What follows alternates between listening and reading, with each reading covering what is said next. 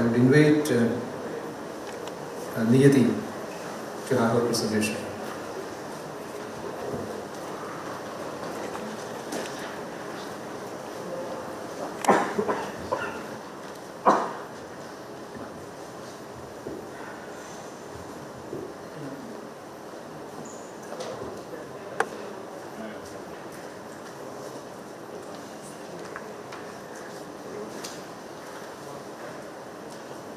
Yeah, very good morning, and so happy to be back at this and presenting here. I mean, I have a very long association with the organization, so it always feels good to be back here. And I'm sure I'm here for a lot of learnings and insights from all of you for the presentation. So today I will be talking a bit about something that's being discussed everywhere, and I'm sure everyone's also very curious about it because it's on rise. All are talking about the potential of digital technologies in agriculture and all that. So I work with the International Rice Research Institute, and I'm part of this research portfolio on digital transformation accelerator, and I'm the gender focal person for the accelerator. So this presentation is more like an overview of the work that we have done on digital innovations as part of the CGIAR, and what have been our key learnings, like what has worked, what has not worked, and what are still the remaining challenges. And also I will be reflecting on some emerging concerns that is as part of this whole rise of AI and the concerns around the ethics and safeguards and all that. So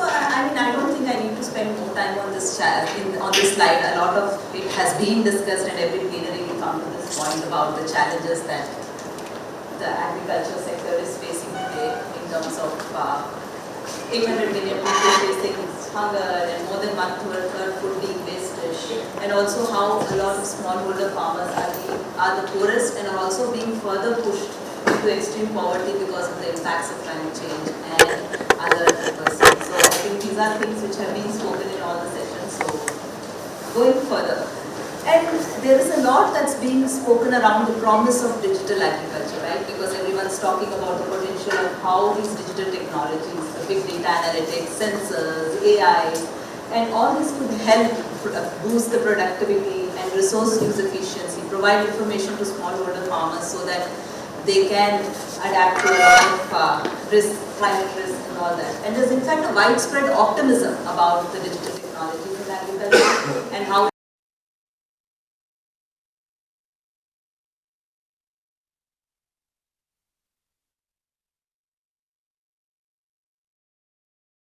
about, and also more accurate and information that can reach directly to the farmer, but the adoption remains uneven. And it is something which is probably known to all of us. There is a huge digital divide that we are talking about. So it's not as simple as we talk about the promise of digital agriculture, but we also need to talk about the infrastructure gaps, the low digital literacy, and also the persistent digital divide.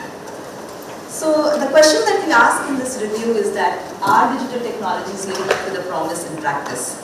So the review is based on the work that we have done as part of the CGIAR initiative on digital innovation. So I would be focusing on some of the select case studies and the projects that we have done, and I would also be summarizing some of the key success factors and also the persistent challenges and areas which needs further work. So, this also would mean that we will be looking a bit around the literature from 2015 to 25. That is primarily because there's not much that exists before that in terms of, synthesizing evidence on digital technologies. It's something which is very recent, so we'll be focusing on that. And also I'll be presenting some of the findings from our assessment surveys that we did as part of CGIAR, like internal evaluations, and also the outcome assessments that we did on the innovations that we have developed at the CGIAR. So going further, when I say CGIAR, CGIAR is a consultative group of international agriculture research institutes. We are around all these centers like water management, rice, ICRISAT, ICADA, ILRI. All of us are like part of this consultative group. So together we also work as a cross-cutting programs and accelerators. So one of that is on digital innovation. So before I go further, I also understand that there has been a lot of interchangeable use of this word digital technologies, tools, innovations. Sometimes, in fact, it's so interchangeably used that it's very confusing as to what digital tools really mean and what digital technologies are and what is digital transformation. So I think it's very important to understand that digital tools are something very specific to the user, like user facing, wherein you have specific application or platforms which are used directly by the end users. When we talk about technologies, it also means that it's a foundational hardware and software that actually generate, process, and transmit the agriculture data. So it's a bit more on those lines. And when we talk about innovation, it just doesn't end with the tools and technologies, but it's also about what kind of changes are needed, the enabling conditions at the policy and at the institutional level required to ensure that we have a digital transformation wherein these technologies and tools can enable an equitable and sustainable transformation of food systems. And all these enabling conditions are very, very critical. In fact, without them, all these things would actually make no significant difference. So while we talk about it, I think we did an initial review of literature and all that before starting this program. And one thing that came very, very clear is that despite the widespread optimism, there are three important major challenges, if I have to say. Of course, there are a lot more, but if I have to put three major challenges that we talk about in terms of digital transformation is the huge digital divide. I mean, even today we see there are huge gaps in mobile ownerships. It's not that everyone owns a smartphone or everyone has even access to a basic mobile phone. There's huge gender gap, there is gaps depending on the class and caste of the people. So it's a very important critical concern that one should have while designing all these tools and technologies. And also in terms of infrastructure side, I mean there is very inadequate information systems that's there. It's not that we have a lot of regular accurate data also, like it's very important part in designing these tools and technologies. So that infrastructure is also very fragmented and it's a big concern. And when we talk about digital capabilities, even if you have a phone, you have this infrastructure, the digital literacy and skills will also vary across diverse populations, and it's very important critical challenge for the digital transformation. So just to summarize, these are some of the three main things. So I would not take more time on that. Let me go to the main findings that we have from this exercise. So when we talk about digital tools, CGIAR, I mean all these institutions that I spoke about, we've all developed a lot of digital tools over the last 1 decade, like many, like from 2012-13, there's a lot that's happening in this area. So some of the main digital tools I've mentioned, like IRRI had developed this thing called Rice Crop Manager, which is like a site-specific nutrient management tool. So it tells you how much pesticides, fertilizers, and all that needs to be put depending on the weather conditions at that point and the soil conditions and all that. So it's been scaled in India, Philippines, and there has been impacts that show that there's an improved yield and fertilizer efficiency because of this application. But we did an evaluation to understand how it actually works, and we realized that there is a lot of limitations because it's also something where all farmers do not really have access to understand that kind of scientific information in a simple term. And also, what do I do with that information? How can I act on that information depends on a lot of other enabling factors also. And that was something which came across very clearly in this. And then we have these applications which were also developed by other centers. And all of them discussed about some key limitations. One, there were huge data coverage gaps, reliance on smartphone access. I mean, ultimately these applications depend on that. So I can also give a very interesting example of Plantix ICRISAT. So during one of the farmer survey, women farmer told us that, see, first of all, getting a mobile phone is difficult. And even if I get a mobile phone, it's mostly the old phone which the family gives to me. So if I have to take a picture from that, which would be, of course, of low resolution quality, I don't know how to take an image also. And you're asking me to take an image and upload it into the app to detect what is the problem. That's a big step ahead, right? Like the low resolution image your app cannot read. So that itself defeats the whole purpose of having this kind of application. So what is happening in this whole sphere is something I'll come to in a minute. And similarly, in terms of digital technologies, there's a huge rise and widespread belief that now AI-based advisories can play a very important role. A lot of funding comes for that. Like we see a lot of donors are interested in that. They talk about how we can have generative AI-based advisories and all that. and also these concepts of digital twin, wherein you create the same live kind of thing in a virtual world and try to do all these simulations to see what works and doesn't. And then all these remote sensing, GIS, predictive analytics, all these things are now like a very in thing. In fact, a lot of funding comes for that. But again, in all these things, something which is very, very critically missing is trust and validation challenges. Like I can give an example. I'm working in a project which is called Generative AI for Agriculture. So when we do these surveys to understand like what farmers want and all, something very critical comes there is that a lot of them say, I get information from the app, but why should I trust that? Like, I would rather trust what my peer has to say about the information or the public extension officer, but why would I trust and why should I believe that? And that becomes very critical because like the example which I mentioned about plant ticks.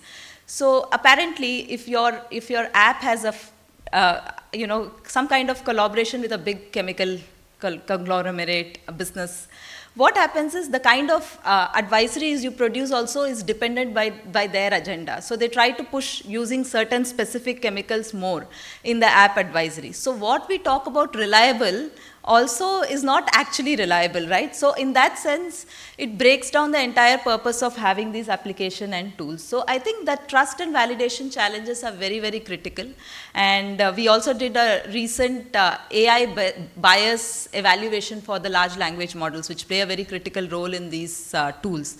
And we realized that there were no responses which were context specific. Like we got a lot of generic answers when we asked about questions like, as a women farmer, I need to access input, what should I do? Like we ask a prompt like that. It gives very generic answers saying that, oh, you as a women farmer, you can go here, you can collect this. But it's not that real when you talk about it in the context where a women farmer is positioned. They may not have access to those input. They may not have access to credit.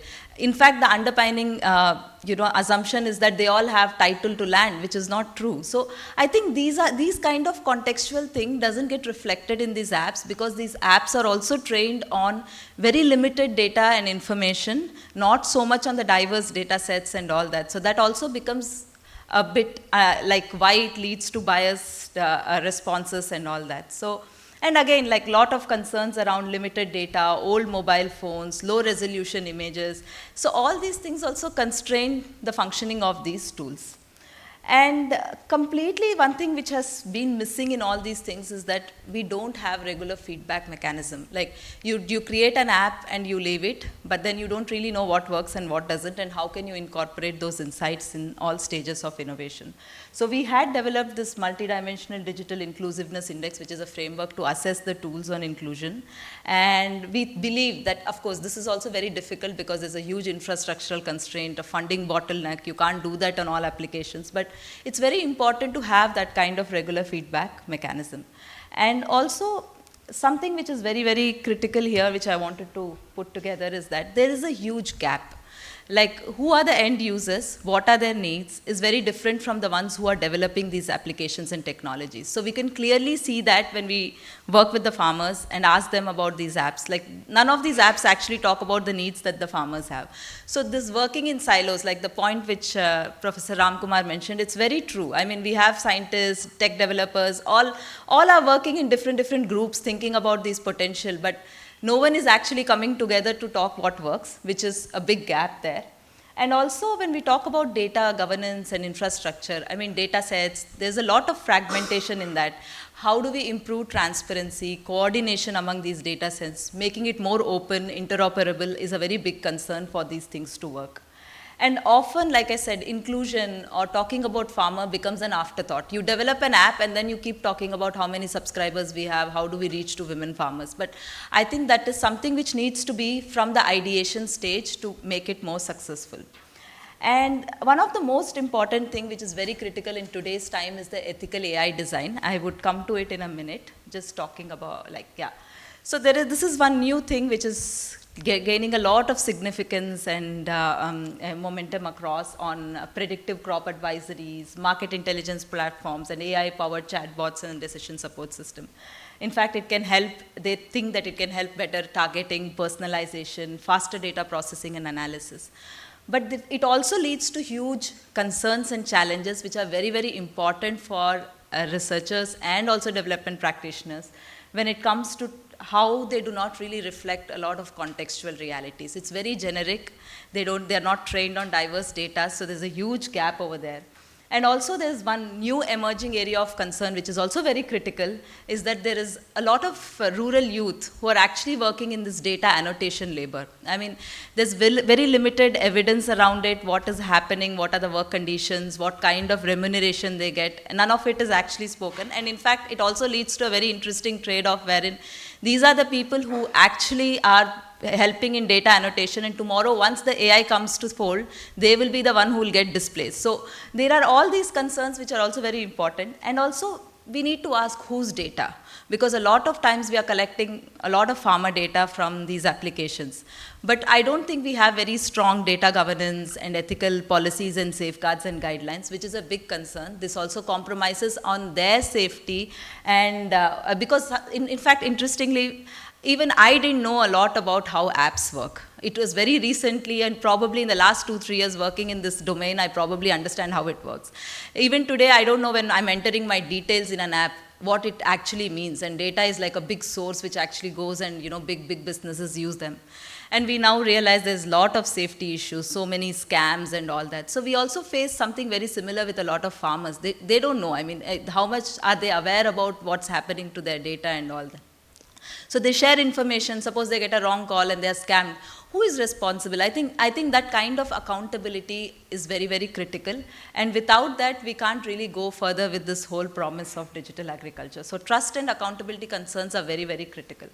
And also new power asymmetries, like I said, who owns and who controls these whole AI pipelines, and training data is also governed by their interests and corporate interests, and there's a huge dependency on that. So I think that also mismatches with the needs of the end users. So I think that's where, again, we need to be very concerned about these things. So just final reflections, and I'm open to more questions, and because like I said, it's more like an overview exercise, so more open to what you have to suggest and ask. So I think it's more critical to shift the focus from digital technology to talk more at the system level, the transformation level, wherein you actually not just talk about tools and technologies, what you're developing, but also talk about what conditions are very important and critical to empower smallholder farmers, and also women, youth, and the socially excluded. If we don't talk about it, we really would not make an equitable change in the agri-food systems. And also it's very important to understand the long-term institutional models for sustaining these data platforms. It can't be in silos, like you're all having different apps and all that. But how can we actually work on a very participatory data governance kind of system, and how can that be institutionalized? And also it's very important to integrate these digital codes, policies, and institutional capacities across all actors. And finally, it's very important for all of us to reflect how data justice agency and ethical AI frameworks can support an equitable agri-food system. So what it means and why it is very critical is something which we need to always think about while talking about the promise of it. So with this, I would like to end my presentation. And yeah, you could read more about the Digital Transformation Accelerator.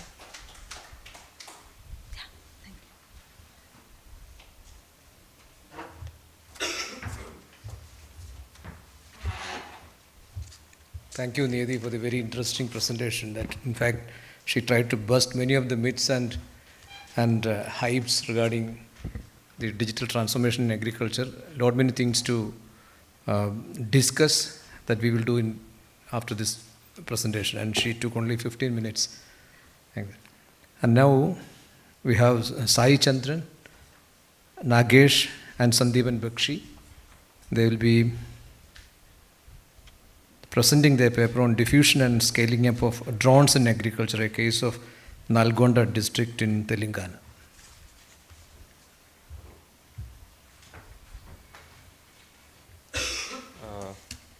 Good evening, good morning everyone, and I'm Sai, and I'm from the Foundation for Agrarian Studies, and this paper is part of a co-authored work with my colleagues Nagesh, Sandeepan, Tapas, and Ritika.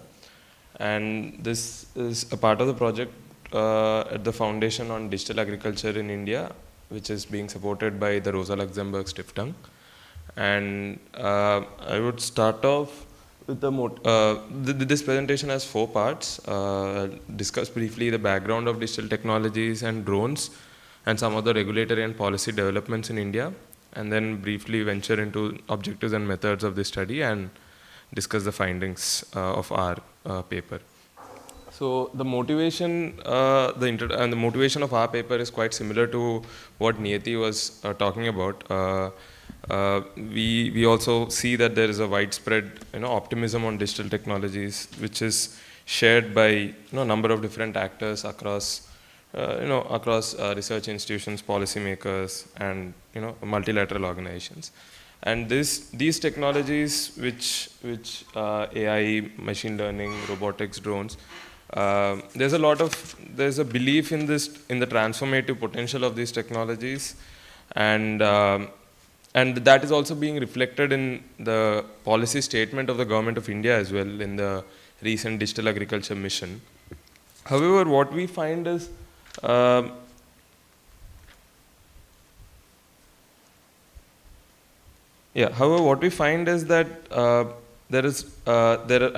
while this optimism is widely shared, the application of many of these technologies in agricultural production are still in an experimental stage, and they're yet to be scaled up. And this is especially true of in India. And on the contrary, agricultural drones seem to be one notable exception to this trend. And the agricultural drones are already in the process of scaling up, both in India and globally. And our field research in this paper also confirms this trend. So the key question that we explore in this paper is to, why and how have drones scaled up. The use of drones in agriculture is just over a decade old, which began in China and other East Asian countries. And their adoption has expanded rapidly in the last 5 years. And drones basically use GPS technology and can perform both mechanical and informational tasks in agriculture, from spraying seeds, fertilizers, and pesticides to monitoring crops and mapping soil and plant health. And several studies have pointed out advantages. Most of these are experimental studies. They're studies on which show that there is targeted input use, reduced pesticide application, and better resource use efficiency.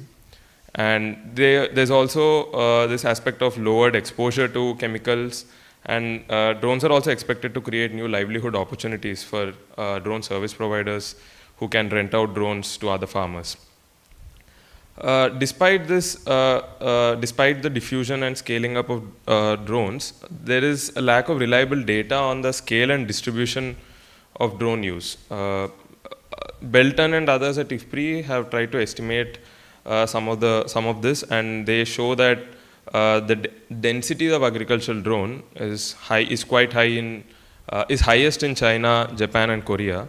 And for India, they report about 7,000 drones, which was even being referred to by Dr. Shakuntala in her presentation day before yesterday. So these 7,000 drones translate roughly to about 4 drones per 1,000 square kilometers of cropland. But this is a very broad estimate. They do not have any numbers beyond that. There's no subnational data on that. And in this context, our study seeks to understand how this technology, drones, are spreading within Indian agriculture. And we start with an examination of the evolving policy and regulatory landscape around this. So prior to 2014, India did not have any explicit regulations which governed the civilian use of drones. And in 2014, the DGCA prohibited civilian operations until new rules were developed. These came in 2018, which was further revised in 2021 as the drone rules, which are currently in operation. And these rules are widely reported to have liberalized the regulations, enabling civilian use of drones across sectors, including agriculture.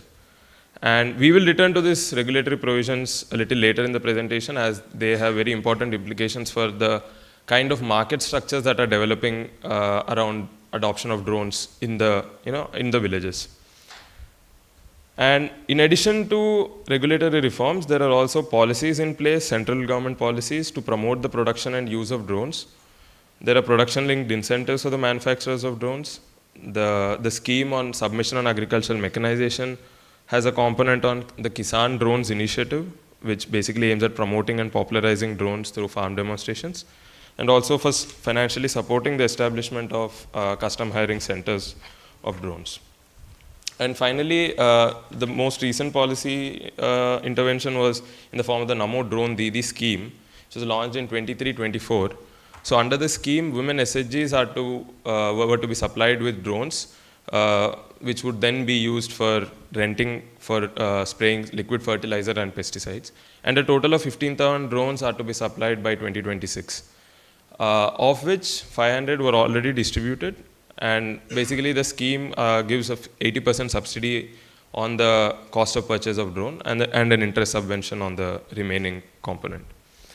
There is however state-wise data available on these 500 drones which are already distributed, and we have used that to look at the density of this distribution, and we found that Andhra Pradesh and Telangana come out as having having the highest densities of these drones that were distributed under this specific scheme. And we will again return to this observation of Andhra and Telangana little later. But before that, I would like to just restate the objectives of our study. This presentation tries to examine the diffusion processes that are at play locally, that is at the site of drones applications on the farms. In specific, we examine the drone markets, focus on their structure, the key players in the supply chain, local supply chain. We explore the factors enabling the diffusion. And finally, we try to understand some of the drivers and constraints of this technology in the field sites.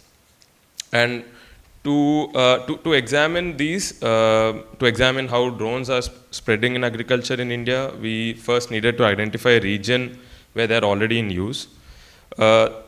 Drones are still a relatively new technology, even as they are scaling up, even as they are getting diffused, they are still a relatively new technology. So we try to purposefully select a region where their penetration is relatively higher to examine the process which I was hinting at. And this selection involved a three-stage process. And in the first, we tried to use the available information, secondary information, to narrow down a state. But as I was saying, data on drone use is very limited. There is no data which can pinpoint a region where we could identify. So we had to rely on the distribution data of the Namo Drone Didi scheme. And as I was mentioning, the two states that we could identify were Andhra and Telangana, which show high concentration, of which we chose Telangana because of two particular reasons mainly. The state has had a proactive policy push with regards to drone. They've introduced a draft drone policy in 2019. And the State Agricultural University also came out with SOP, standard operating procedures for use of drones back in 2022 itself, just after the central government SOPs have come. So for these reasons, we chose Telangana to study this particular technology. And in the next stage, we tried to conduct some expert interviews in Hyderabad with the State Agriculture Department, the university, and private drone companies. These interviews helped us identify one district, which is Nalgonda, as a district which has had higher penetration of drones in the state. And in Nalgonda, we conducted fieldwork in Nalgonda, and in that stage, we used a snowball approach to carry out semi-structured interviews.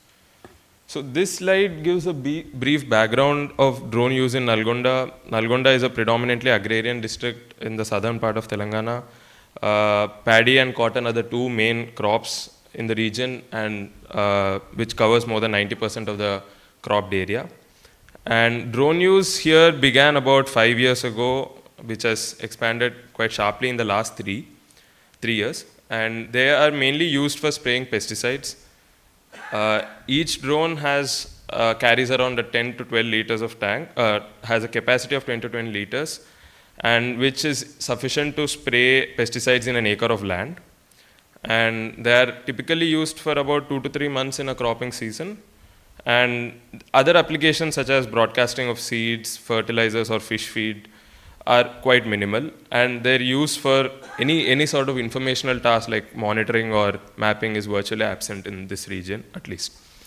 And the dominant mode of accessing drones or adopting drones by farmers is through custom hiring services. There are drone service providers who are also local farmers. themselves. They purchase the drones and rent them out for spraying services. They charge around, the current rate is around 400, it can range between 400 to 500 per acre in the region. And just, oh,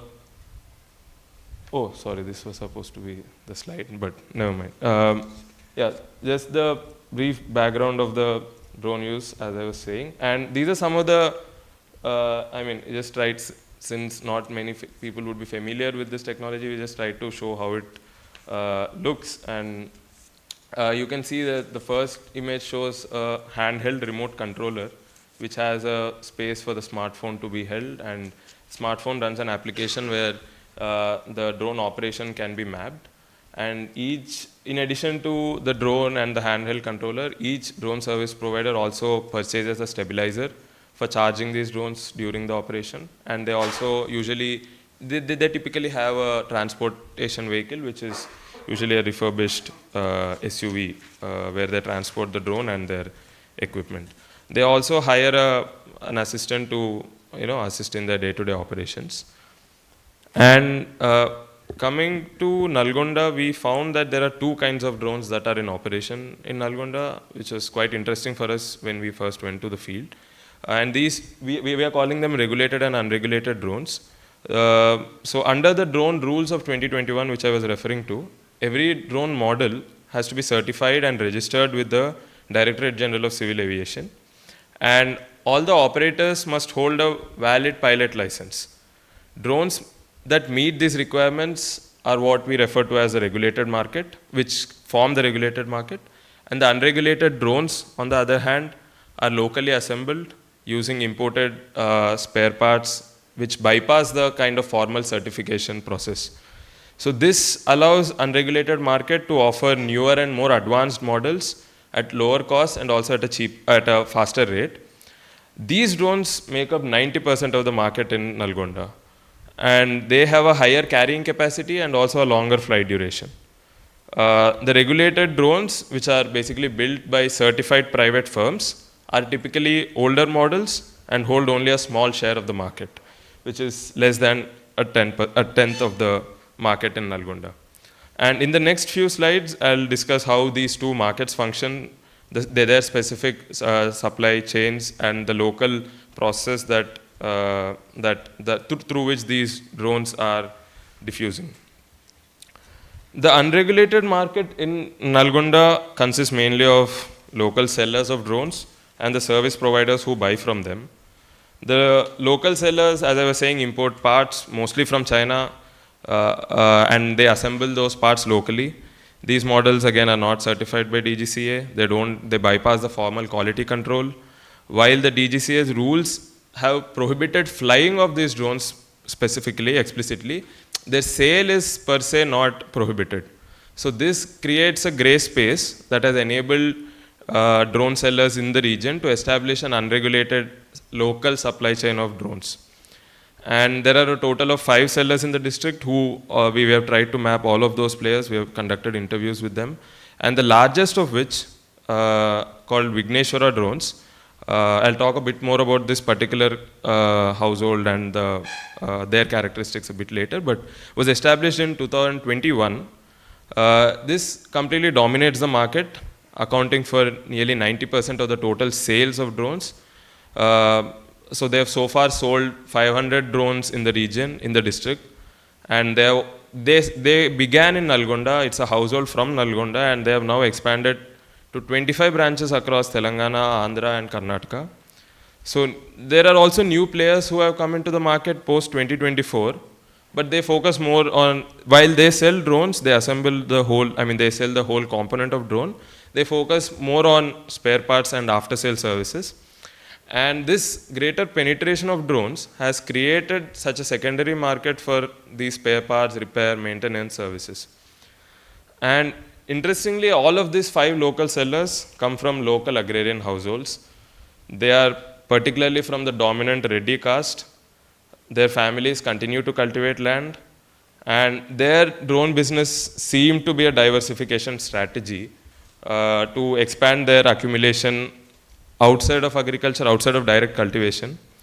They have not reported any credit support for the establishment or expansion of these businesses, and their entry appears to have been financed clearly through agricultural surpluses and more importantly through agriculture related rental income. These households can be considered as rich and capitalist farmers in the region. And on the other hand, there are also the service providers in the markets who are in this unregulated market who are mostly younger farmers between 25 and 40 years of age. They purchase these drones, which are priced between 3.5 to 4 lakhs, and provide spraying services. They are also farmers. They continue to engage in farming while using rental earnings as an additional source of income. These drone models, since they are not certified, the service providers also don't have any formal licenses. They do not have any access to formal credit sources. And but the rental incomes from these drone service provisions have been quite lucrative. For instance, one service provider whom we have interviewed used drone for around 2,500 acres in the Kharif season of 2024, and the gross return for him was around 10 lakhs, which translates to a net earning of 7 to 7.5 lakhs in 2.5 months. One can compare this with a net return of around 20,000 per acre for paddy cultivation in that region. Now, coming to the regulated side of the market, these are certified by DGCA, and there are two types of regulated markets in the district: subsidized and unsubsidized. Subsidized are the drones which are provided through the public policies and other initiatives, and unsubsidized are anyone can go and purchase them. These are certified; they will be given licenses. These cost at least rupees 5 lakhs, and they have opportunity of accessing formal credit. And also, the Prime Minister's Employment Generation Program can also be tapped into. So, taken together, these two channels show how the emergence of dual markets is taking place in the region. There is an unregulated, there is a regulated market, both of which began around 2021. And despite the formal regulations, the unregulated market remains dominant in the regions. And we now examine the factors that have enabled this diffusion of these drones. We have categorized these into information and infrastructure related factors and factors that are which are more clearly in terms of benefits at the level of farm.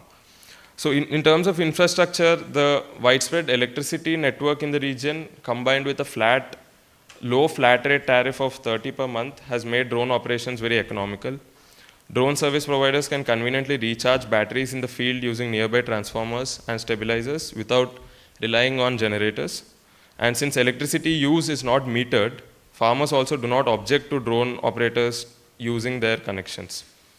And information related factors are mostly in terms of popularizing the use of drones. There have been attempts at doing that. Social media has been very influential in accessing information on drones, which particularly has attracted the local youth who see this drone service provision as a means of livelihood, more as a skilled work, unlike agricultural work. And more importantly, there were reportedly farm level benefits. Farmers have widely cited that reduced drudgery and chemical exposure as key reasons for this growth of drones.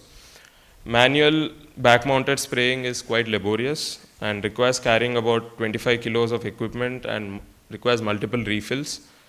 Drones, in contrast, cover an acre with far less effort, and as the table shows, they also save water and have much lower rental cost compared to manual or tractor-based spraying.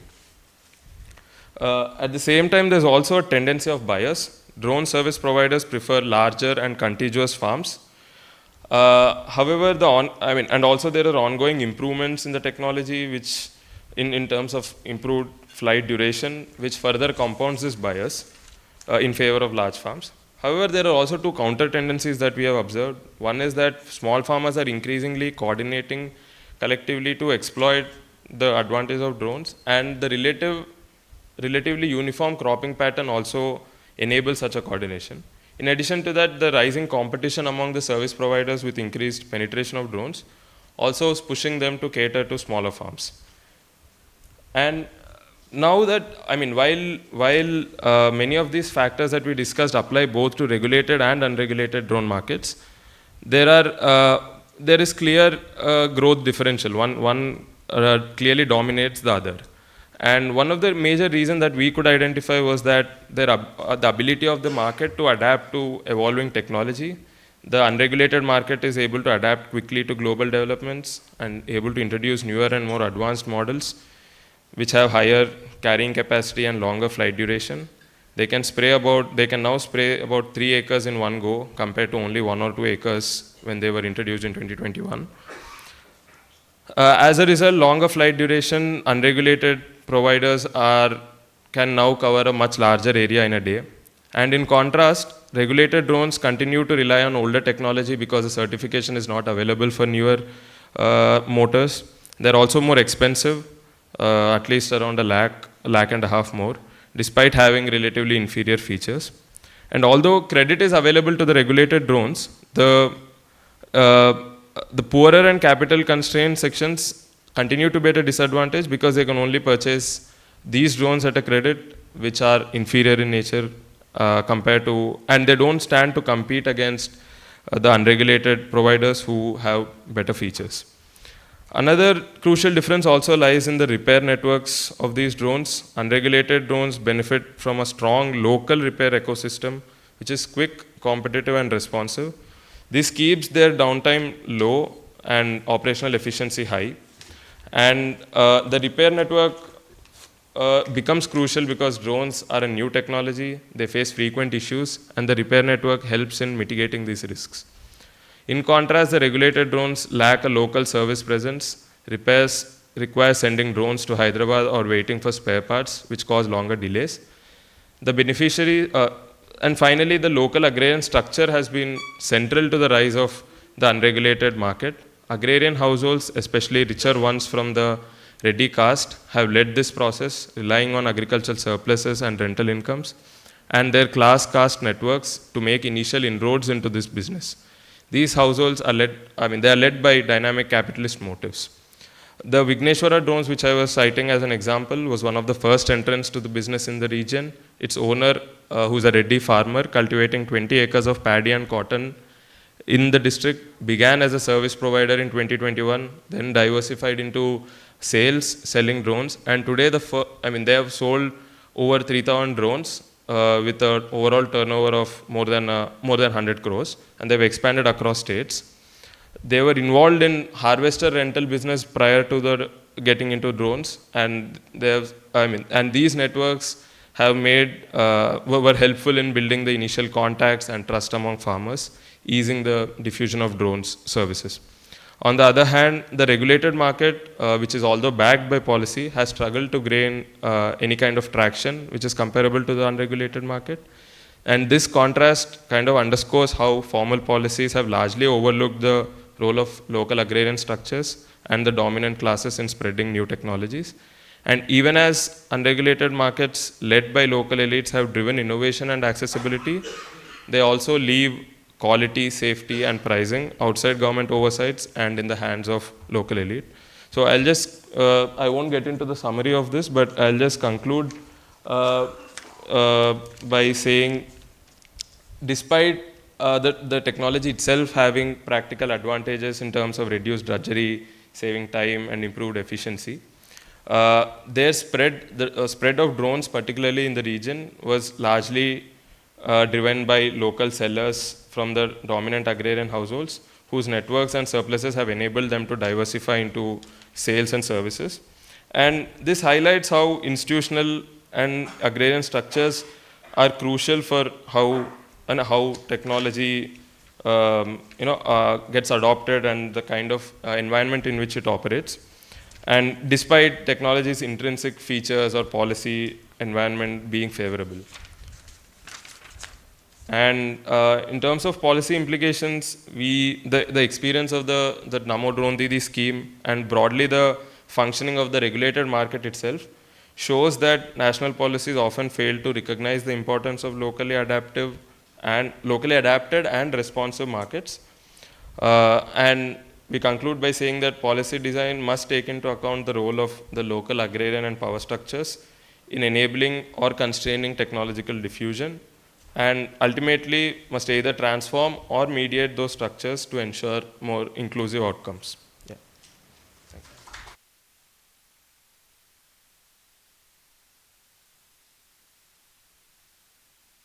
I thank Chair for providing this opportunity, and I must thank Foundation for Agrarian Studies for giving this great opportunity to share some of our findings that come from a project that we did for State Planning Commission of Government of Tamil Nadu. This study was actually, we proposed this study immediately after the state announced the Cauvery Delta region as a protected agriculture zone in the year 2020. The question we raised, it was, okay, fine, it's a protected one, but whether the agriculture is viable for farmers and what kind of problems are faced by farmers on the existing pattern. So it's a kind of exploratory study where we used both the primary and secondary data. We have done this study, intensive study among 7 blocks, one in the head reach of Cauvery Delta, that is Budalur. Number 2 is middle reach, 3 blocks in middle reach, because Cauvery after the Grant and cut, it was, divided, and its distributaries are Vennaru and Grant and cut canal. So we chose 1 block in each of these 3 things, and then 3 tail end blocks to represent entire Cauvery Delta region. The region is divided into 4 districts now: Tanjavur, Thiruvarur, Nagapattinam, and newly formed Mayiladurai district. Mayiladurai, it was bifurcated from Nagapattinam a few years back, but when we did this study, it was 3 districts only. And to understand this Delta region in the simplest form, I can tell you that the Delta region covers more than 60% of total paddy irrigated area, paddy cultivated area in the state. However, it contributes only 1/3 or 30 to 33% of total paddy production in the state. That means it still have a lot of potential to improve its productivity. Though the region is traditionally known for paddy bowl of Tamil Nadu, other things, but the actual yield still has greater potential, and scientists calculated that to 14 to 17 quintal per hectare in first season, which is a major one, and in the second season it's 9 to 17 quintal per hectare is the existing yield gap in this Cauvery Delta region. The region seasons are wide, or seasons are something like differ in different places. The delta, though we call this delta as one zone, it has lot of variations. Variations in terms of rainfall, irrigation, seasons, and now mechanization as well. So that's why in late 70s and 80s, when Marshall Boughton did some work in this Cauvery Delta region, he divided this region into 5 zones. But when we entered into the zone and discussed with the agricultural scientists, they suggested us to divide this entire area into 7 zones.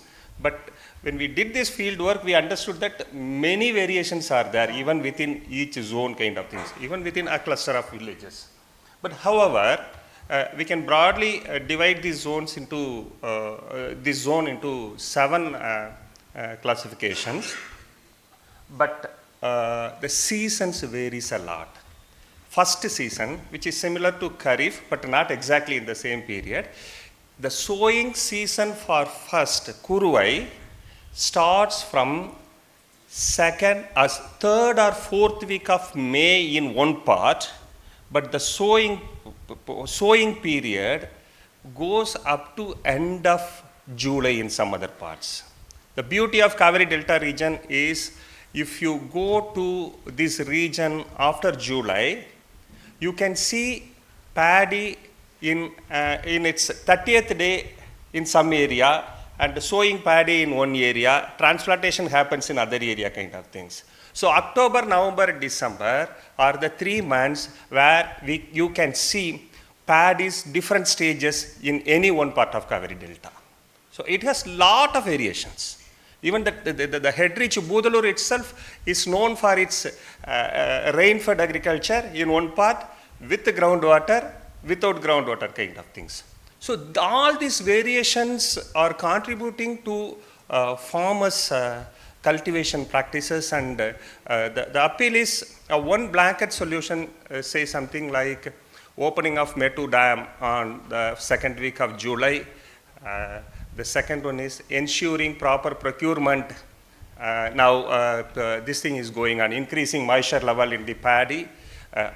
These two things alone won't address a problem faced by farmers. That's the fact. And Surjit thesis clearly capture how this water level released from Metu Dam, how this quantity has reduced, the amount of water released from Metu Dam and the amount of water reached to Grand Anicut Canal, where this Cauvery Delta zone is actually started. So there are many factors associated with this one.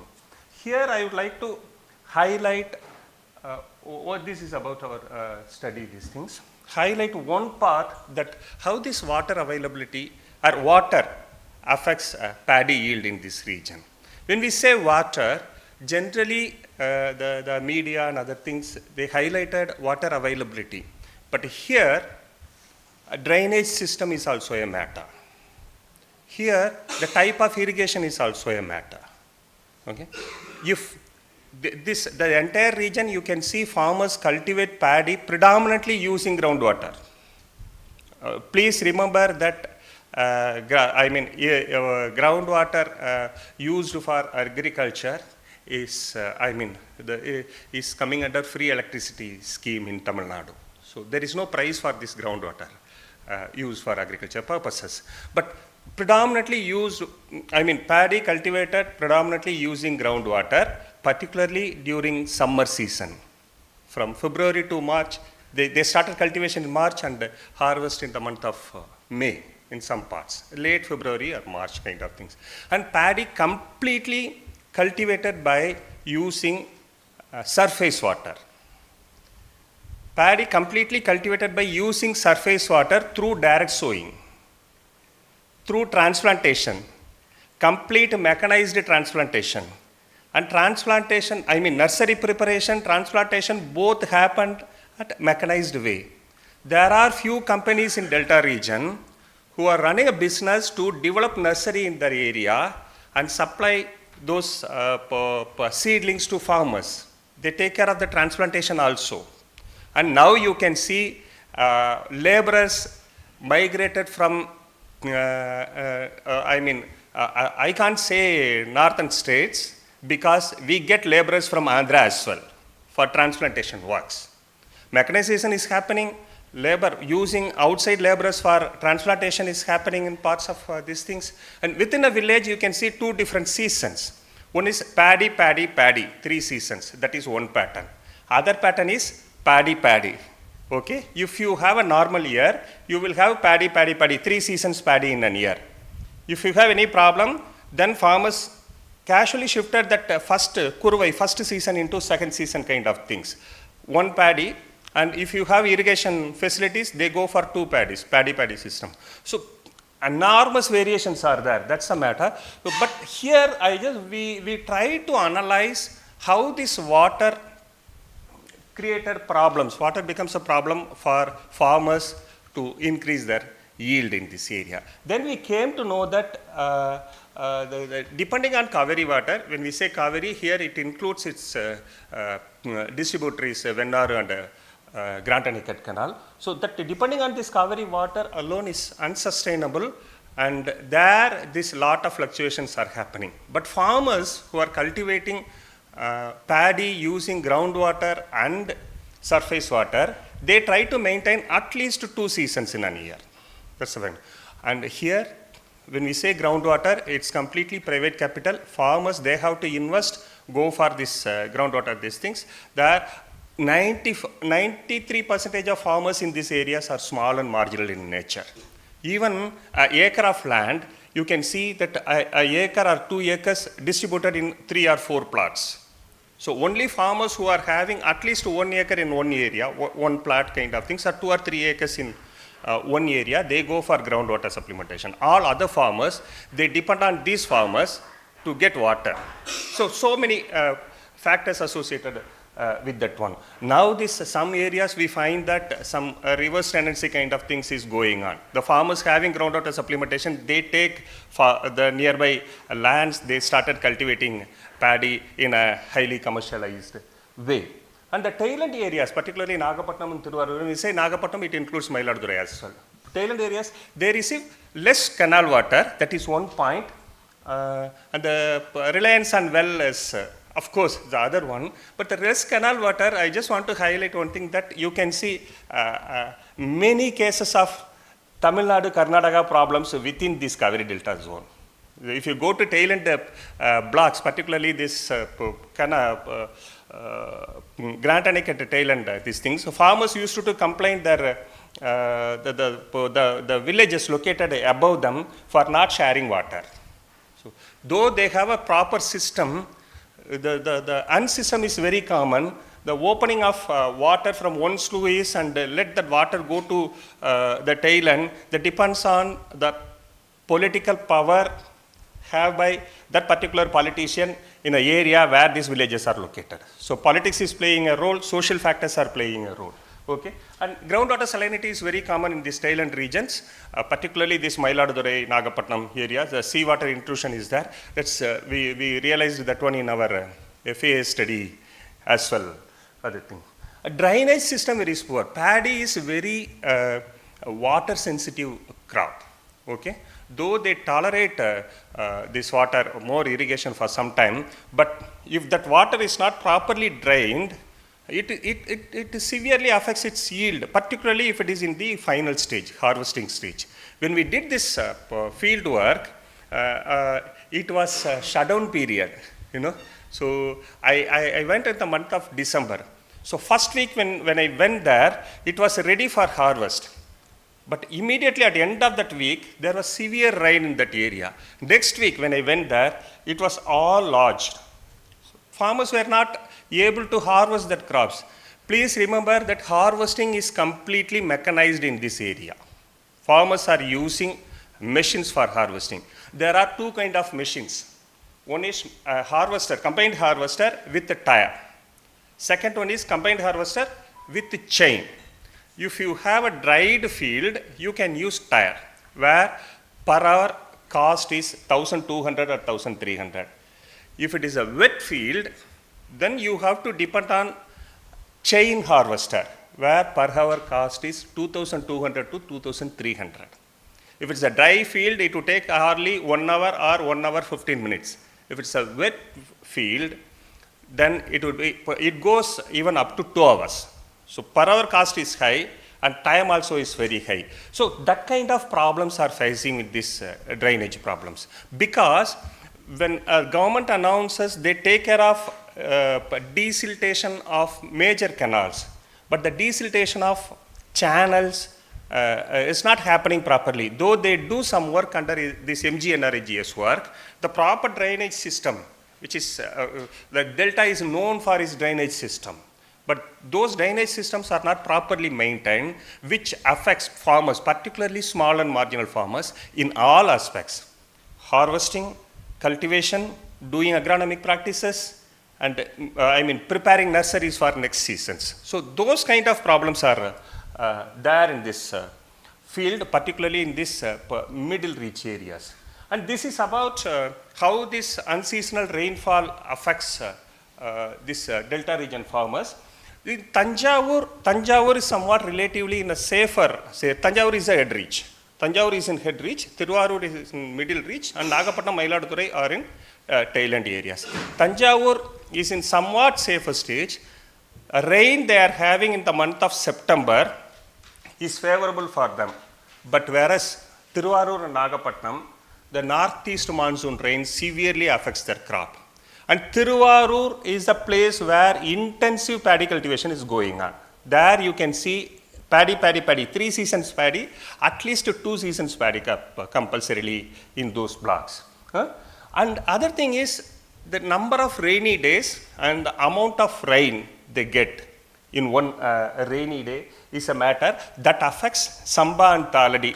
The difference between Samba and Thaladi is if you are having Kuruvai, then the next season will be Thaladi. If you are not having Kuruvai, if you directly go to that second season, that is Samba. That Samba and Taladi are the major seasons that cultivated during end of September, September to January. So any one severe rain in the month of December or in the month of November, that completely washed out this farmers' paddy, these things. So that's what we observed, and downpours are there. The thing is, the number of occurrences of these severe downpours has increased after 1986. That's what the rainfall data shows. We have done that analysis from 1981 to 2021. So the number of occurrences have increased over the period, and yeah, this is about how this affects this paddy. And the tail end blocks, there are 36 blocks now in Cauvery Delta region. The tail end blocks are having a lot of these problems. Waterlogging and root decay and harvest delays are the major things there for facing this one. And our household surveys that we have done among, we have done among 350 farmers in this area, found that 26% of households in our area, they reported that they have a kind of artificial recharge or drainage structures. Here, power plays. So those 26%, they are mostly relatively larger farmers, and the social structure they are located is somewhat that the farmers who are owning that land, they have that control. So they ensure some kind of artificial structure or drainage system existing in that area. And please remember that the small and marginal farmers, though they are organized under FPOs in paper, they don't have any such things there. Yesterday I listened that one FPO success story, but I would like to share that 16 FPOs promoted by NABARD only is existing in this Cauvery Delta zone.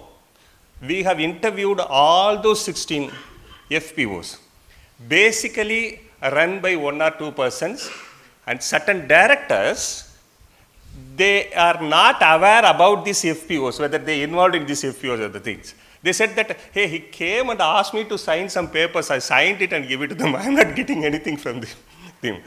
Okay. Here, FPOs are run by some leading agencies or powerful persons, and the harvester or machines, tractors, they get for FPOs and used by that person only. So it's completely, though it's organized in paper, but not exactly organized in a manner that's where this, what we want, kind of things. And yield implications are there, and our primary data shows that 2.5 to 3 quintals per acre yield loss occurred due to this rainfall, erratic rainfall and waterlogging problems. Here you can see how this the yield fluctuates, particularly after 1986, when this Samba or Taladi pattern are famous in these areas. So that's this mainly due to this water-related problem, excess rainfall or erratic rainfall related issues. And this tells about how this rainy days and rainfall varies across 3 districts. Tanjavur, it tells, and the final one is about the deviation from its total requirement. The November and December are the 2 months where this harvest loss are affecting paddy is more by this rainfall, this thing. So the thing is, higher rainfall, lower temperature in this area, and minimum solar radiation. This analysis was done by our scientists, lead to a crop lodging and adversely influence the Samba paddy yield. Samba, when we say Samba, it includes the Taladi as well. So what we recommend is not a blanket statement kind of thing. So Kuruvai incentives, yes, that can be there. The state government saying that we encourage farmers to go for Kuruvai cultivation, first season cultivation. So we give some packages, having some fertilizer. Yes, sir, I am concluding this one. Having some fertilizer, some kind of incentives in terms of cash, other things. But we want a scientific, out-of-box thinking solution to address this problem. Providing proper drainage facilities with government investment, not a private one kind of things. Harvester, yes, that mechanization is done by private completely, but we need some regulation in the field to ensure, particularly this harvester kind of things, because farmers are paying a lot of amount on this one. Maintain the storage facilities properly. We would like to highlight a recommendation given by National Commission on Farmers. Try to use buildings available in the Gram Panchayat level to go for temporary storage facilities kind of things. They can government can really explore a possibility of creating such facilities here, because each harvester can harvest at least 15 to 20 acres in a day. That means the Kurvai season or the second season, all these paddy crops goes to local procurement centers run by government. But the capacity of this local FPC center is 2.4 tons of procurement per day, whereas the entire village harvest can be done in 1 week or 5 days. So they have to wait at the FPC centers. If there is any rainfall during that period, that completely affect this paddy's quality, other things. So some kind of temporary storage facilities can be used where it is available at the Gram Panchayat level. The seasonal, some regulations, some indirect regulations to have this season is what required in this area, because these farmers are resourceless farmers, and the farmers are not like completely involved in farming only. They are doing lot of non-farm activities. The popular claims like bring back youth into agriculture, all those things can be possible only if we address issues faced by farmers in a more scientific manner rather a political statements kind of things. So I stop here. Thank you.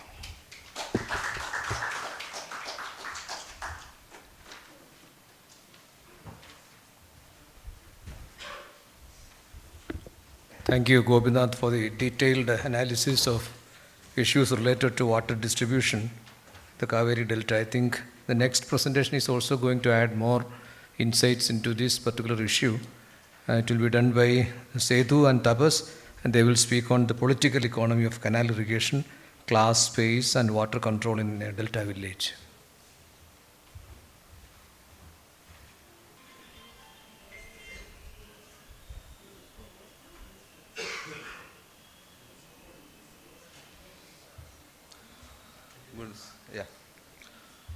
Good morning, everyone. I am Sethu, and sorry. Oh, can you? Yeah. Hi.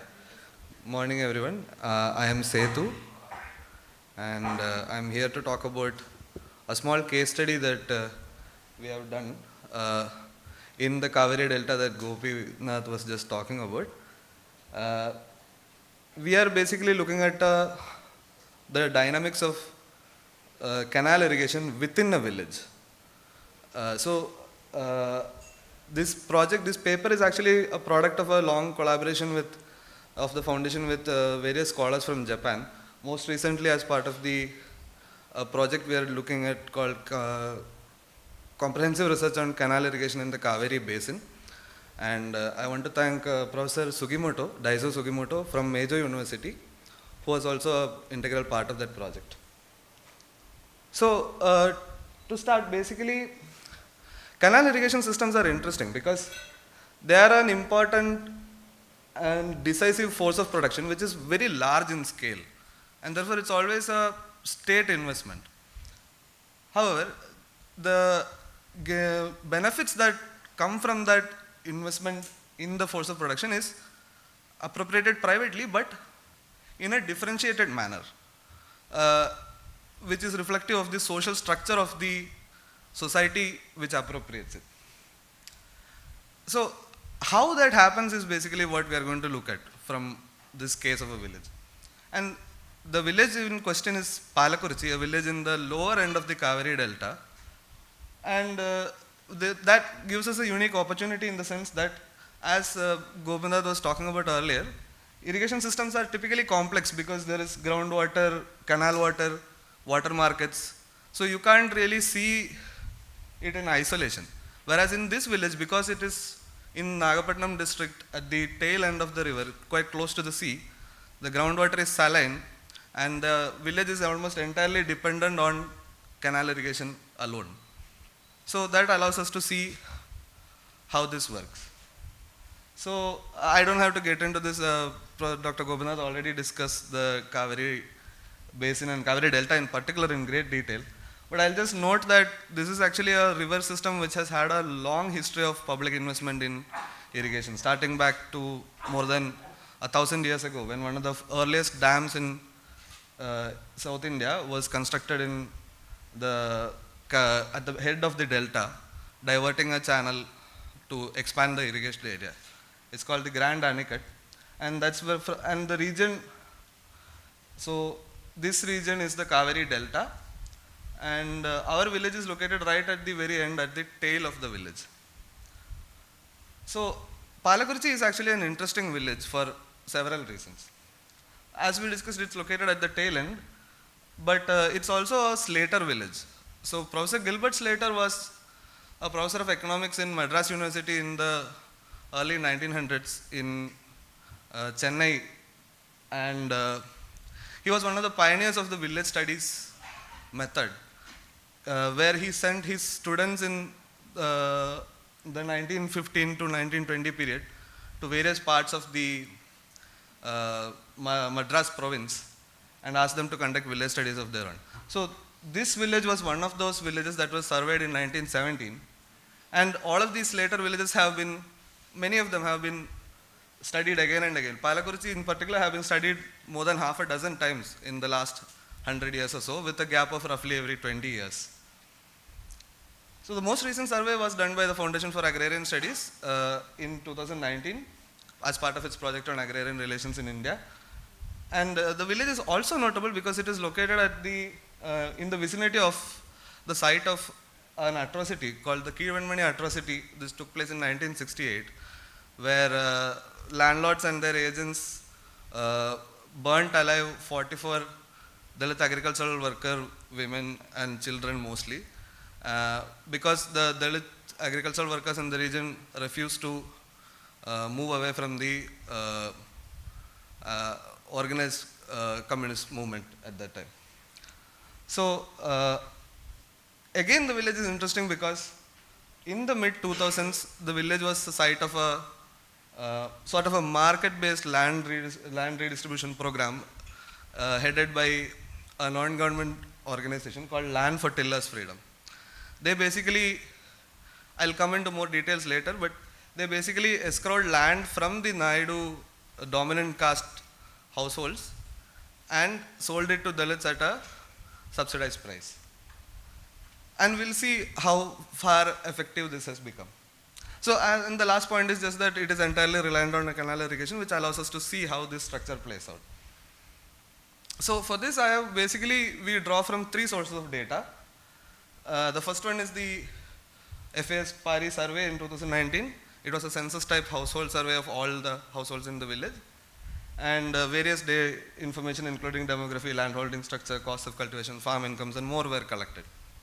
The second source is the official land records from the Palakurchi village administrative office, including the A register, which is basically the record of rights, and cadastral maps, field measurement boundaries, and so on. Additional information was also collected on caste, gender, and residential status of the rights holders in the A register from the current and former staff of the village administrative office. The third bit is basically our most recent revisit with Professor Daisa Sugimoto as part of this project, comprehensive research on canal irrigation in the Cauvery Basin. And in this revisit, we basically followed up with a specific interest on irrigation structures. So we did follow-up surveys on different households of different socioeconomic classes, which we identified from the 2019 survey, as well as we conducted a bunch of semi-structured interviews with regional government officials, key stakeholders like farmers, and so on. So I'll start with giving a brief social structure outlook of this village. The village, the PARI has identified 7 socioeconomic classes in the village.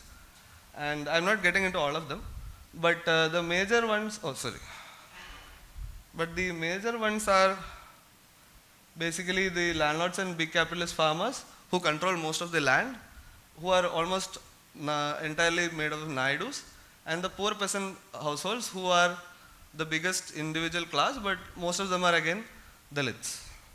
So, as you can see, the social structure is also, the land distribution is also clearly graded, like with the landlords operating much more land and the poor peasants operating 1 to 1.5 acres on average. So this is the official land record map, like we have constructed it using the cadastral data and the A register records. So we have two snippets basically. One is from 1983 and one is from 2019. So this is before the NGO came into place and land transaction happened. You can see that almost entirely, the entire land is with Naidus. A few other castes have land here and there, but almost the entire village is controlled by Naidus. And they seem to have been the source of some of the land that Dalits have come to acquire in 2019. They have acquired land in small parcels. It's not nothing, but the Naidus still control most of the land in the village. Now, so see, this is the flow of irrigation in the village. This is the main irrigation canal. It's called the Kudrai Sevaganar. It's a distributary of Cauvery, Vennar, Kadvayar. It comes after 6-7 degrees of separation from the main river. This canal has,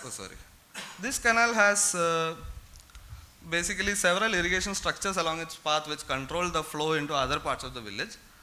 And this canal, what we can see is that most of the land, like the flow of water is from northwest to southeast.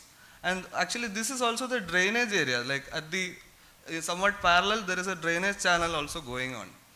So what happens is that water, as Dr. Gopinath was saying, there are inter-village disputes based on who will get water, but within the village also, water comes last to these parts.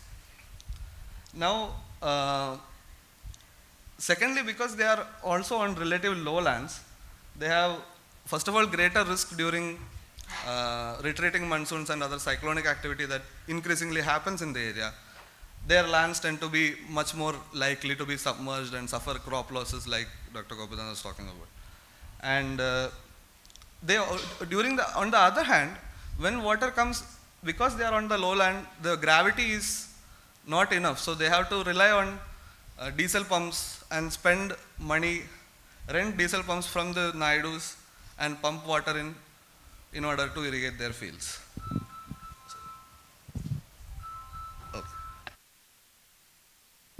So, yeah.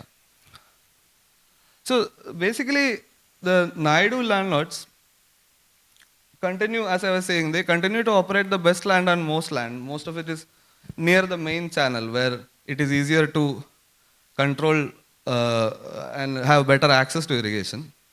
And as they, in the name of semi-formal farmers associations, which they completely control, they represent them, the entire village to the irrigation and agricultural officials. And this manifests as them holding these keys to the irrigation regulator structures that I was talking about. These keys are what determines where water will flow within the village. You can see them in the picture.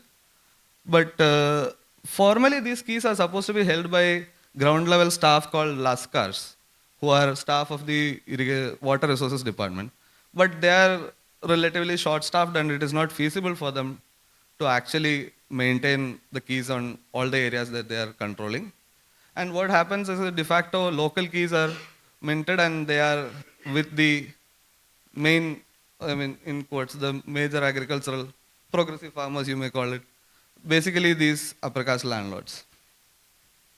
Now, on the other hand, the Dalit poor peasants also face compounding disadvantages. Like the location of land is first of all a disadvantage. Secondly, as I was saying, they don't have control over the frequency of irrigation and they have to depend on the Naidu landlords for the access to water in their fields.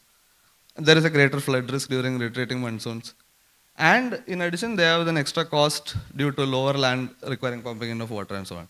So this we can see.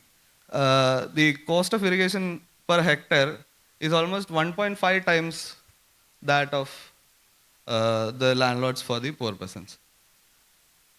Another side note is that the major channels are maintained by the irrigation department, but the sub-channels are irrigated under the public works department through the Mahatma Gandhi National Rural Employment Guarantee Scheme. So this work is often done by the very same poor persons, but the work happens mostly on, like, even if you assume that it happens everywhere equally, the net benefit disproportionately is for the Naidus who control most of the land, who control most of the better irrigated land. And this is what also happens. So in sum, basically, the spatial distribution of land ownership is something that I wanted to, I'm just recapping, that there is a differentiated paid out cost of irrigation because of the spatial distribution, and there's a differentiated vulnerability to extreme weather events due to the spatial distribution. There is a lack of control over irrigation structures, and there are disproportionate benefits from maintenance via public works and so on. So together these factors restrict the Dalit poor person households in terms of their flexibility to make these cropping choices in terms of whether they should go for 2 crops in a year or 1 crop, like depending on, so there are, in the delta region, rains come in November. So if you want to cultivate 2 crops of paddy, one should end before the rain comes. Otherwise, it can have devastating impact. So you would choose not to risk it and go for a submergent tolerant variety that will be at a mature stage, not at a harvesting stage during the rains. So instead of 2 crops, you go for 1 crop. So small farmers who are unable to take the risk, they increasingly go for the submergent tolerant variety instead of a Kuruvai Taladi cycle, which has 2 multiple crops in a year. Again, because they cannot control access to water, the ideas of, the choices like broadcasting versus transplanting is also limited. Bigger farmers have the flexibility to opt for transplanting paddy because they have better access to irrigation, because they have better access to control of the structures. They can ensure water will come at a particular time in their field. And again, the greater irrigation costs, differentiated irrigation costs for different classes, their costs are different because of their location and other things. So even when the small farmer succeeds in cultivating their fields, there is a structural constraint on their return. So what we see, what I hope I painted a picture of is a hierarchy of irrigation within this village that somewhat mirrors the socio-economic hierarchy in the village. And I just want to end by saying that the distribution of water is, as we can see, it's not just a neutral outcome of just geography or engineering, but it's an active process through which social relations are, asserted and reproduced. Thank you.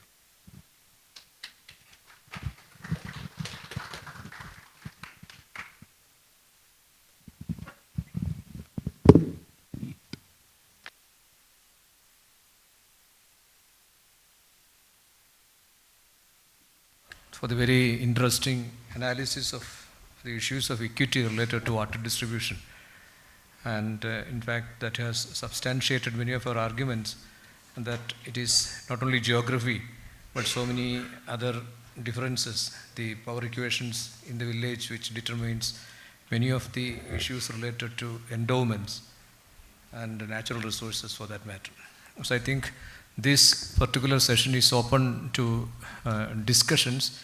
I think we have almost about 10-15 minutes for discussion, thanks to all the presenters who have very meticulously kept their time, very committed to the schedule. Thank you so much for that. I think you can have questions. I try to put questions straight without much explanation. I think they would be able to, particularly Niyati said that she would like to answer questions. She is here or is it? Okay. Please. Hi there. It's absolutely fabulous to see 4 more papers based on such wonderfully rigorous empirical research and so forth. I found all of them interesting. I had a question about the drones. I'm particularly interested in what farmer experience of spraying with drones is.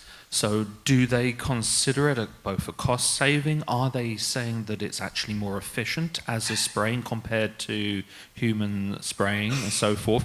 Is everyone switching to using drones? What's it from the farmer side? I'd be really keen to hear that. And a question on the Cauvery Delta for both of you.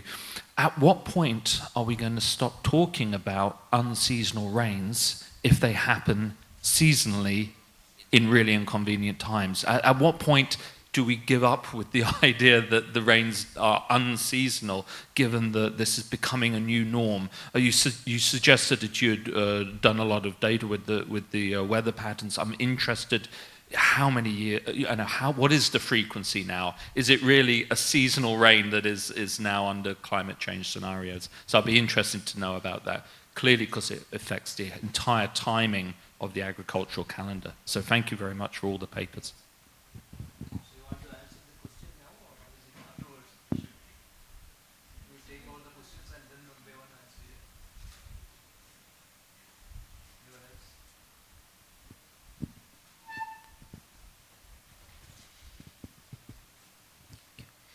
Anyone else? Yeah, absolutely amazing papers and so much to think about.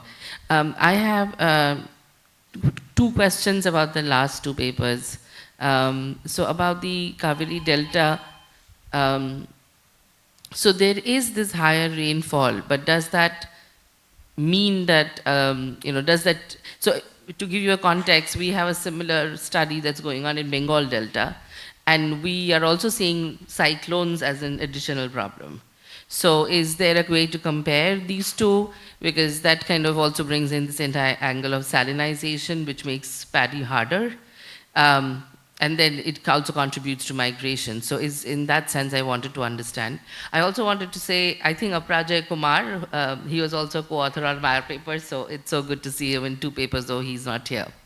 For the last paper, which was on the, the question of social structures, I'm always curious to ask this question: why do we club landlords with rich capitalist farmers still? Because they are not the same in many ways.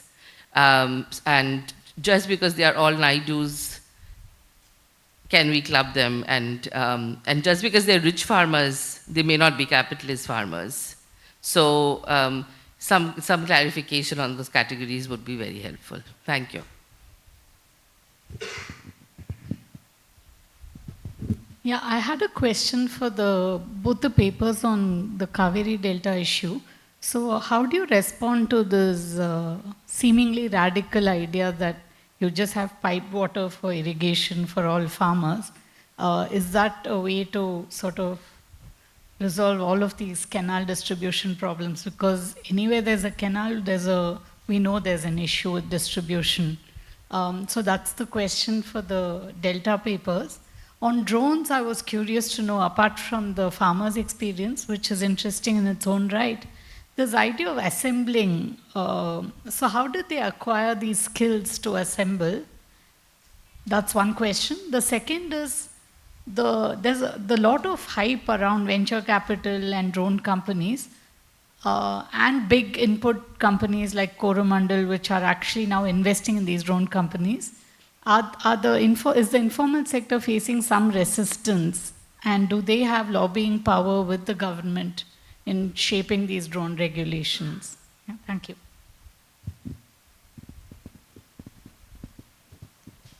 Hi, I have 2 questions for the drone paper as well. What is happening to the women in these SHGs, the Didi of these drone Didi programs, because of the existence of the unregulated, and you said more efficient, high-tech market that exists on the side? And secondly, so there's this literature that it's not very efficient, the drones are not very efficient for small farmers because of land fragmentation. And particularly in areas where there are tree crops, because the trees can, if they're placed in a way the drone cannot fly properly. So how do you think there's only certain kind of farmers can use drones, or is there a change required in terms of how do they plant their trees, or sometimes when they have a house in the middle of the farm, do those constraints, do you see that in your fieldwork? Thank you.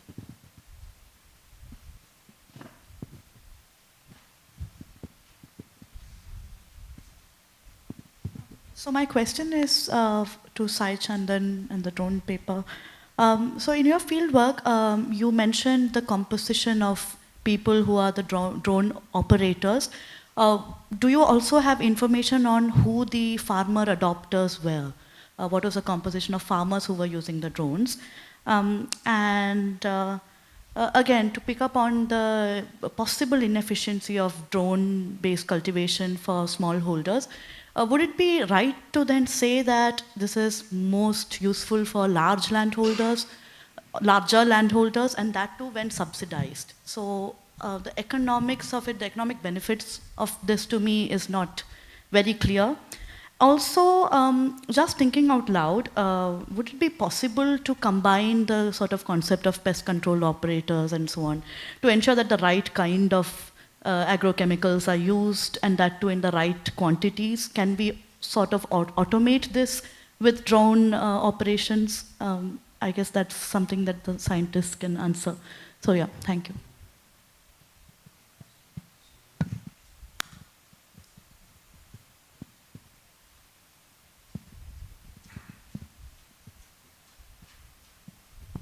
I have a question to Sethu. In fact, I have seen that the access to landed property of the Dalits has increased substantially. Not if not substantially, but maybe it has increased over a period of 20-25 years. And you have shown that in that map. So what exactly has been the dynamics behind that? Is it because they could purchase land, or it was given to them through land reforms or something? Could you please?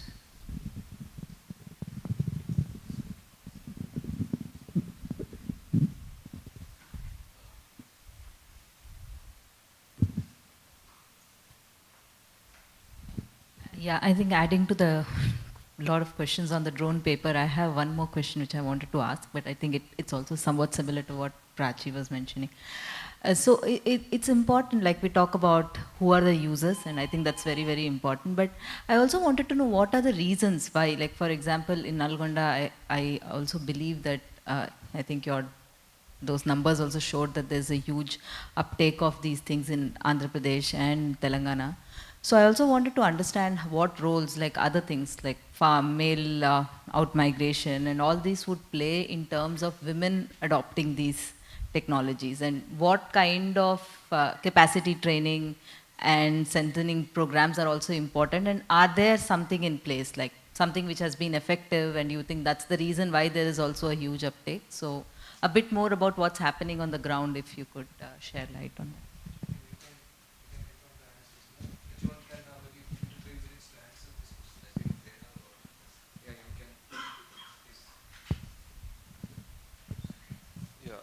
So regarding why farmers are adopting this, one thing that we have observed is that there's not a significant cost, in terms of rental cost of accessing a drone vis-a-vis the cost of hiring a worker for manual spraying or hiring a tractor for spraying.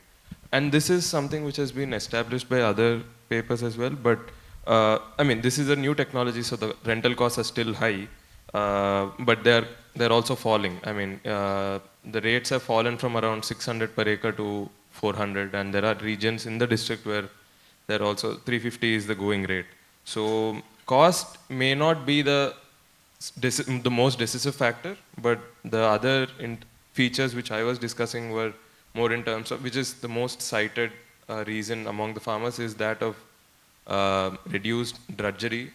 Manual back-mounted spraying is very laborious, particularly in marshy paddy fields, and it requires multiple refills to complete 1 acre. And so that is one of the major reasons. And farmers also have, the exposure part was also a major concern among farmers, exposure to the direct exposure to chemical fertilizers, chemical pesticides.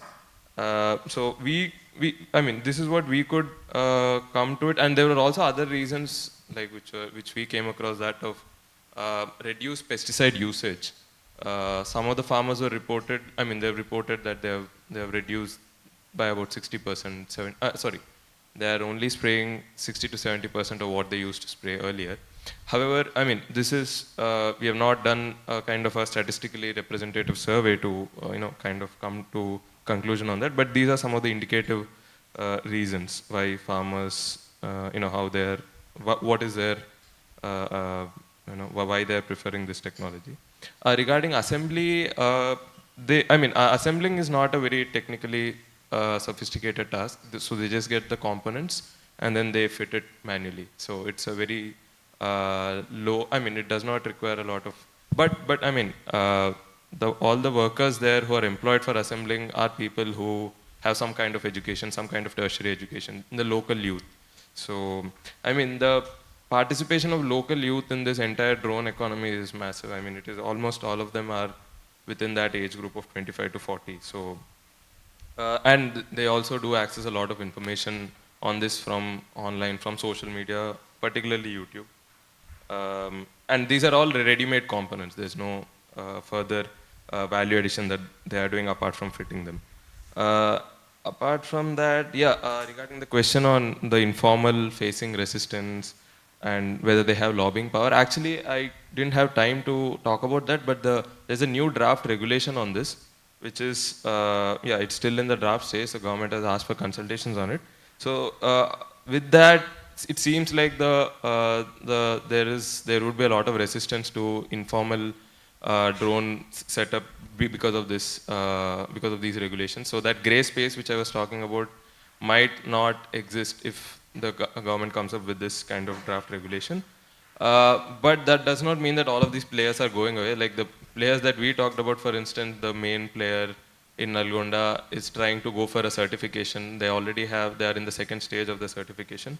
So yeah, while they do face resistance compared to, I mean, they do have this, I mean, they are at a disadvantage in terms of negotiating with the other bigger players. I mean, I think on the ground they clearly remain dominant. For instance, if we compare with the fertilizer companies, IFCO and Coromandel, who are mainly in this for promoting liquid fertilizers. They want to promote liquid fertilizers because application of granular fertilizer through broadcasting is much cheaper. So farmers would not switch to spraying of liquid fertilizers unless unless spraying operation becomes cheaper. So they are trying to promote drones as a means to expand liquid fertilizer application. But I mean, what we found was, there are also financial incentives. Every acre of land, the service provider is given 100 rupees by IFCO if they spray liquid fertilizer, but use of drones for liquid fertilizers is very, very minimal in the region. I mean, use of liquid fertilizers also is quite low. So, another point regarding women SHGs, we couldn't get time to talk about that. They are at a very clear disadvantage compared to both the unregulated operators and also other regulated drone other men regulated drone operators for a couple of reasons. One is the women SHGs, they were not given a transport vehicle to take their drone. That seems to have been rectified. I mean, the new guidelines say that they are to be given a vehicle. This last point. But another reason is that even those who were given a vehicle, it was a 3-wheel electric vehicle, which they can't use it in the fields. I mean, it's not very usable. It's not very functional compared to the refurbished SUVs that the other operators are using. So, I can come back if I have.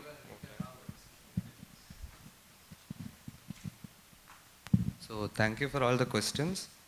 I will start by, so about landlords and big capitalist farmers. So it is not that they are all Naidus and therefore they are landlords and big capitalist farmers. In fact, the idea is that there are big enough capitalist farmers in the countryside who are not from the dominant caste but have effectively the same class objectives, the same class, same demands, wants, ideas, that they are effectively the same class. That is the idea. There is a separate rich peasant class other than this, but and the classification we used is, you can find more details on the book Economic Change in the Lower Cauvery Delta. There is a whole chapter which outlines the process in which we have arrived at this classification. And about the land access to Dalits, actually I wanted to talk more about it. Thank you for asking. So what we see there is basically in the mid-2000s, the Land for Tillers Freedom, a non-profit organization, worked with the state government and various organizations. They brought various bodies together, wherein they would purchase land and escrow it from Naidus, the landowners. And the land would then be sold to the Dalit households. Half of that would be subsidized by the National Financial Commission for Scheduled Castes and Scheduled Tribes. The other was a loan. Sorry, the half was a loan from the National Scheduled Caste Commission. The other was 50% was subsidized by the Tamil Nadu state. So effectively, it was a subsidized land transfer. But as we can see, this did not change the social power structure within the village, and the relative positioning is still like. Absolutely, it's considerable improvement. It is it's not a small thing to own land, but it is still a far cry from equity, is what I want. I would, regarding the irrigation and unseasonal rains, I would ask Gopinath. Thanks. See, actually, the point is the number of occurrences, such occurrences, has increased over the period, but not continuously. But the point is, say for example, the time of opening Mettur Dam is based on the water available at the Mettur Dam, but not about, government never ever considered IMD's prediction about how this rainfall for the next 6 months in that particular Cauvery Delta region. So that kind of discussion, that kind of decisions should have been taken at the system level. That's what we want. So what is the prediction? If the prediction is not enough, we have to improve that prediction levels. Okay. So otherwise, the autonomous changes done by farmers, as Professor Jayaraman mentioned in the today's morning, it's not enough to meet this kind of erratic rainfall, these things. The second one is, when the research institutes talk about the seeds, they talk about duration of the things.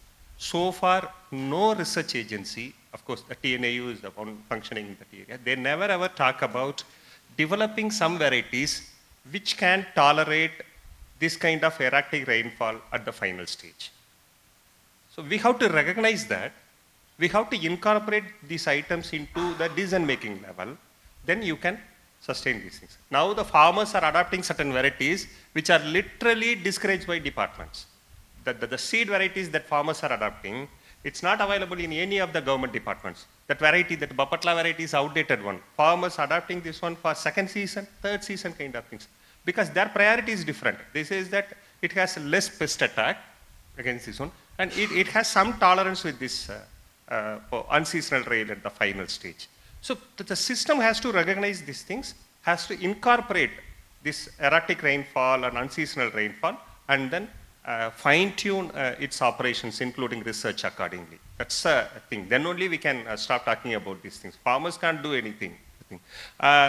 Sudha, I think we talk about modular farming, molecular farming, Sudha. See, the thing is, it's not about the distribution. It's not flooding. The major problem is waterlogging. See, I would like to say one thing, that the Grantanicut Canal, which was developed during the British period, now the government has put a proper roof, a proper bottom, concrete bottom on that Grantanicut Canal. It's nowhere mud kind of things. Even the bunds are made up with the concrete other thing. It's just equal to pipe water distribution. But still, the distribution is not proper. The people located at the tail end of this Grand Canal, they always complain about the head-reach farmers. They are not getting water in the scarcity period, and if there is a flooding, they will be the first person to affect all these floodings because they simply close all these shutters. System is start functioning in a way that it is to function. So we have to, that's the answer for your question. I hope I addressed this one. The same thing in Bengal also. That's it. Thank you.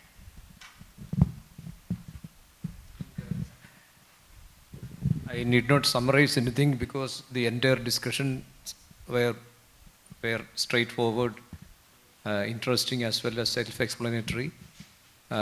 Thank you everyone. In fact, this discussion has been quite interesting and it has revealed so many hidden issues related to natural resource management. I'm an agriculture scientist, and from my point of view, it is basically a question of equitable use of natural resources and what are the different mechanisms that we have to put in place to ensure that every segment of the society would have its share on various benefits from the natural resources particularly. And also it leads to new directions in research regarding irrigation economics, for that matter, water economics. I think many things have to be done. In universities across India, I don't know whether such research is taking place, except maybe in FAS or in some other places. MSSRF is doing that. And many of the conventional universities do not take up this kind of research, which should be looking into issues of water, which is a very important input as far as agriculture is concerned. So thank you everyone for your cooperation, for your active participation in the discussion. And thanks all the presenters. Wonderful work. Thank you.